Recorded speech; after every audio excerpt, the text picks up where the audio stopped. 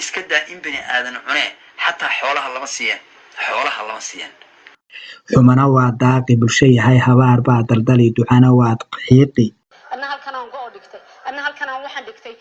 bismillaahi alxamdulilaah assalaamu calaykum waraxmatullaahi wabarakaatu dhammaantiinba kusoo dhowaada dhegaystayaal barnaamijkeeni kasmo iyo kaskaaga qaybtiisa 6. barnaamijkan waxa aynu ku qeexi doonaa dhacdooyin halis ku ah nolosha bulshadeenna. arrimaha halista ah ka warankoodu si aanu waqti badan inoogu qaadan waxa aynu adeegsan doonaa maansada la yidhaahdo dookh, innaga oo maansada dhexdeeda kula kulmi doonaa sheekooyin shakhsiyaad xogogaal ahi si dhab ah ugu muujinayaan baaxadda khatarta aynu ka hadlaynaa leedahay. maansada dookh waxa ay soo baxday 18 bishii 9 sanadka 2016. waxay tidhi: dirirtiyo colaadiyo wixii horumar noo diiday, magaaladiiyo daaraha wixii dumiyey wiiqay, daaduunka maatada wixii dibadda loo saaray, wixii doob la gaday baan rabaa damaqa ciishoode, waxa curad la daga baan rabaa uga dig hooggiiye, doqoniimadii baan rabaa doorkayay dhicine, daydaygiyo habaarkaan rabaa yaan dib loo dhugani, qabyaaladana dilataan rabaa inaan dabuudhnaaye, dilaalkiiyo xiljamadkaan rabaa dabar ku dhuuxyeeye, uunkan kala didayaan rabaa dib ugu yeedhyeedhe, dabxeertiiyo qoqobahaan rabaa dayrka kala qaade, dab ha wada shitaan baan rabaa duul isnacay waaye ha ilowda dura baan rabaa, dakharadeediiyo diiftii ha reebtaan rabaa daalkii soo maray. diiftii ha reebtaan rabaa daalkii soo maray ha ku dararto nabadaan rabaa, dayrta maanta ahee daacadnimo ku soor baan rabaa, daayac baa helayee qarannimo ku doon baan rabaa duug wixii lumay. inta 35 jirku ugu weyn yahay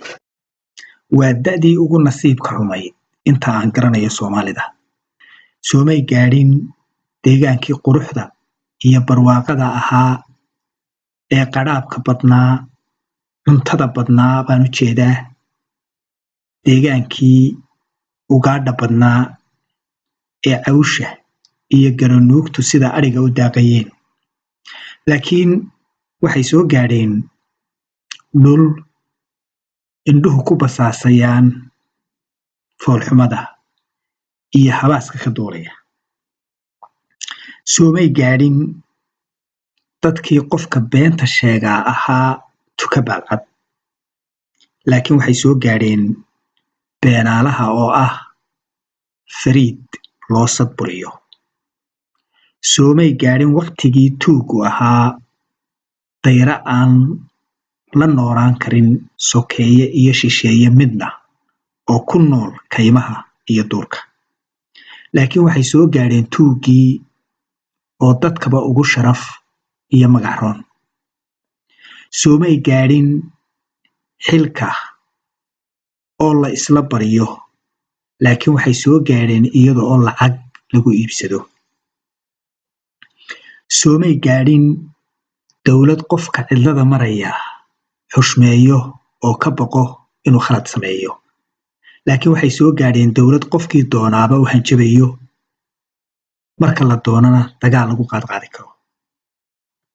soomay gaadhin bulsho 99% xishood iyo xaya leh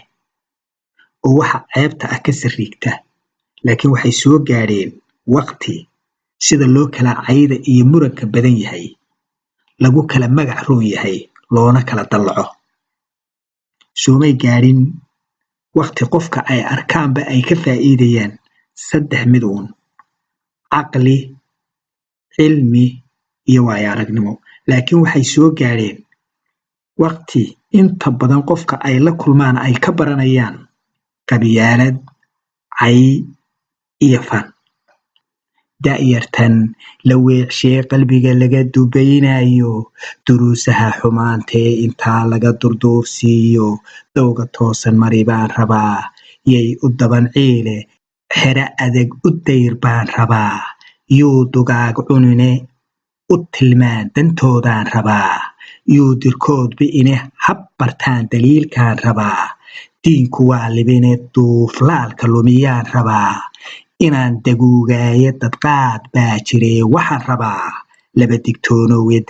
dowladnimo u taag baan rabaa bi'isa diyaali urada maanta bulshada haya waxaa ka mid ah in kuwa caqliga xumay qabiilooyinkii ku jiheeyeen in mid waliba dhul gaar ah iyo wax u gaar ah oo aan lala wadaagin yeesho taasoo dhashay inaad maqasho yagleelidda magaalooyin cusub oo dagaal iyo xaaluf hor leh horseeda xinka iyo degaamaynta iyo camalka duumaysan bal dhegayso wasiirka deegaanka ee Somalilan Shukri Xaaji Bandare oo halista arrintani leedahay ka hadlaysa deegaamaynta cusub iyaduna colaad taagan keenaysa habeenimo maalin deegaamayn cusub oo iyaduna joogto ah oo aad moodo anu ma garan karayo dalka intuu leeyahay waad aragtay gudidu waa garanaysaa dhulku intuu leeyahay wadanku intuu leeyahay deegaanka iyaduna cusub cid walba leedahay halkaan ayaan ana dhigtay busta dhigtay ana halkaan aan go dhigtay ana halkaan aan waxaan dhigtay ee la isku wada dilayaa ee daaqayna dhibaatadeeda ilaa hadaynu markaa u kala xadeynayno dadka leenahay reer hebel oo halkaan reer hebel ha u dhaafina oo markuu roobku da'o uma soo gudbi kartaan oo inu qayd u wada dhigayno dawladda u taala iyo mas'uuliyiinteena oo dhan inaynu qayd u kala dhigno halka la sheeganayo halka ha ka soo gudbino haduu halka hirku ka halaacad iyo xoolaha gumar dhixi kartaa deemka taas u baahatay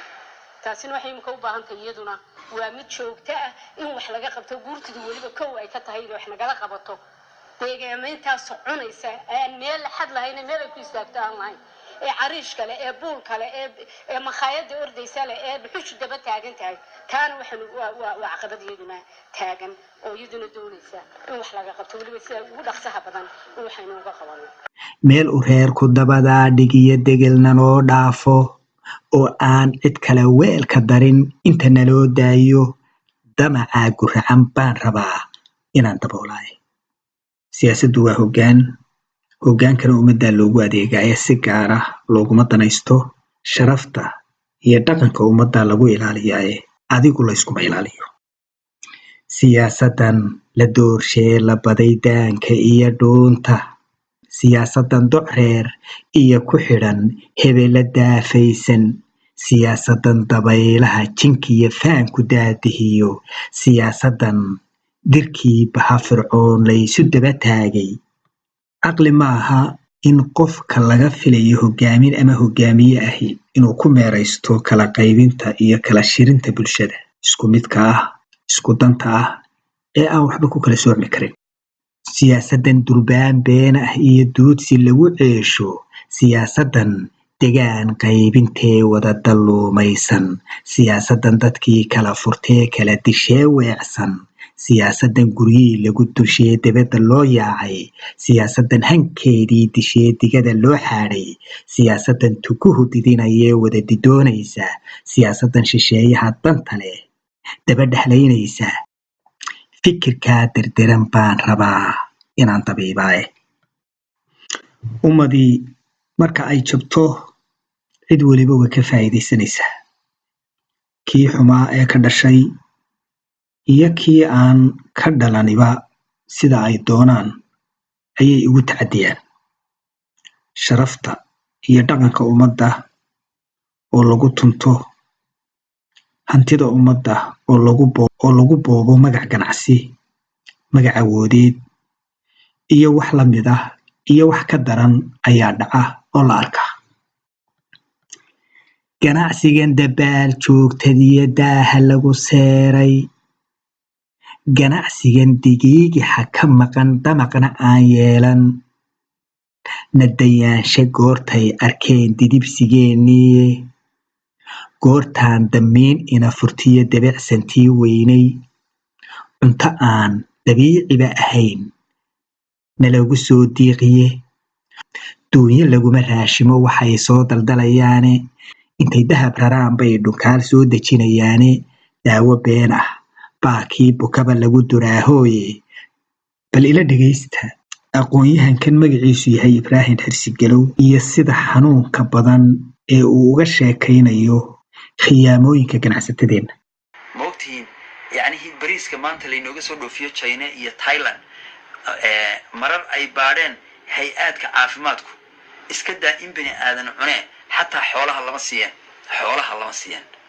tujaarteenna maanta xoolaha muqdisho iyo hargeysa joogtaa iyo nairobi ee cuntada soomaalidu ay cunto soo waaridaa wallahi alladhi laa ilaaha illa huwa bani di sheegin Asia iyo ka keena China cuntada inooga keena intay kambaniyada cuntada martay u keenaan ayaa quality-ga waxa jawaanka lagu soo qoro iyo waxaan la soo jawaanka lagu soo ridayaa waxay kala yihiin waxay isu jiraan inta erka iyo inta dhulka nin China ah ba article buu qoray wuxuu tijaarta Soomaaliyeed waa nin taajiro wuxuu ka ganacsadaa dawada wuxuu ka ganacsadaa cuntada wuxuu ka ganacsadaa maryaha wuxuu marka aan tijaarta Soomaaliyeed wax ka gadayo aan raadla kaalay cuntada cunay aan waan guriga ku asuumo waxay yiraahdaan mushrik baa tahayo hilibkaaga cuni mayno waa runtood oo nin China ah oo mushrik ah oo mulxid hilib u gowracay inuu muslim ma cuni karo aad baan taa ugu jeclay buuri laakiin waxaan la yaabay buuri marka ay lacagtay siinayaan ay yiraahdaan alaabta ay iga dalbanayaan waxaan jawaanka ugu qoro iyo waxay iga gataan quality-gooda dawladda China waan ka qariyaa buuri yani marka alaabta Soomaalida loo soo rarayo dawladda China si aan ganacsigooda iyo magacooda u xumaan waxay sameeyaan wax la quality control bay sameeyaan marka waxa anaga iyo Soomaalida aan wax kala gadanayna dawladda China waanu ka qarinaa dalka Soomaaliyana wax qashin qoob ay ka soo qaataan buuri qashin qoob taamaniid maxay tahay tujaarteenu dawooyinka maanta ay farmashiyada hargeysa iyo xamar iyo baydhabo iyo kismaayo dawooyinka lagu hayo wal-ciyaadu billah boqolkiiba 90 wallahi dhakhaatiirteenu way ogyihiin wallahi iska daa inay wax daweysay waa cudur dadku inay resistant noqdaan oo ay dawooyinku waxba u tari waayaana nimanka dawada iibinaya baa mas'uulka ah ee keenaya ee dadka jebadooda baaranaya ninka taajirka sheeganaya ee qashin qubka u keenaya ee daawada qashin qubka u keenaya dulfiso Allahu akbar dadkeenu way halaagsameen duray kama bogsiiyaan waxaa lagu disaahoye indhahoodu waxaan doolarayn dayba maayaani dalqa wada hunguriyaa naflii saartay daawaha dhiigii dadweynaha ayay weel darsanayaane xildhibaan la doortiyo wasiir uma dubaaxshaani madax loo dacwoodiyo ma jirto daacad hana taayad dulmigaa wax joojaan rabaa daahir oo wacni